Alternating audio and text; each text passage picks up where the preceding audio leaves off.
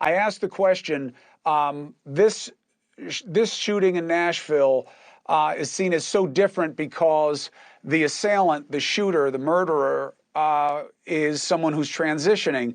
But how do we know that that is relevant in the analysis of motivation? I don't know that it's all that relevant. I think it could be sort of a distraction from when it comes to the ultimate sort of psychopathology that might be going on. There are other shooters that were transitioning. Club Q comes to mind. That I think that there are more well-researched aspects when it comes to mass shooting that are more relevant than the person transitioning. Like?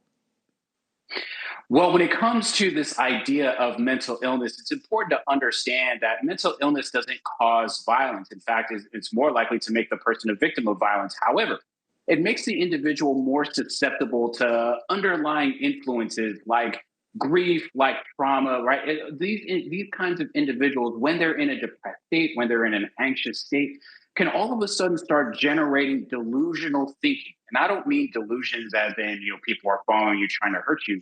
I mean, they mistaken beliefs about the world around you, that the world being a competitive place, the world being a very difficult place for you as an individual. Whatever makes you you is seen as a problem for some individuals. And in that state, you can start thinking about what it must be like to live in a world in which you can get that control back. And oftentimes, getting that control back can be used as a method for violence.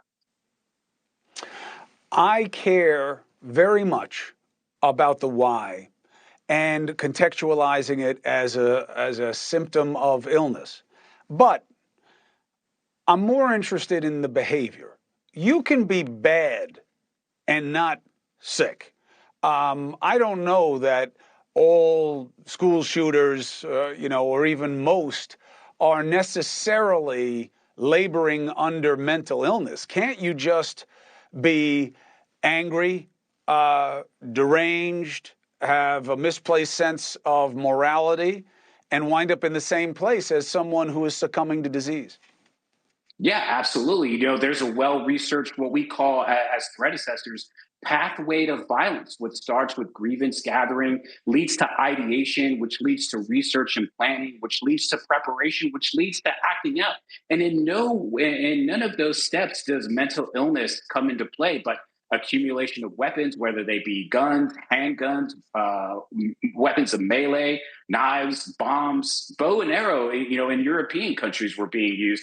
There's all different kinds of things that are going on that aren't necessarily mental illness related.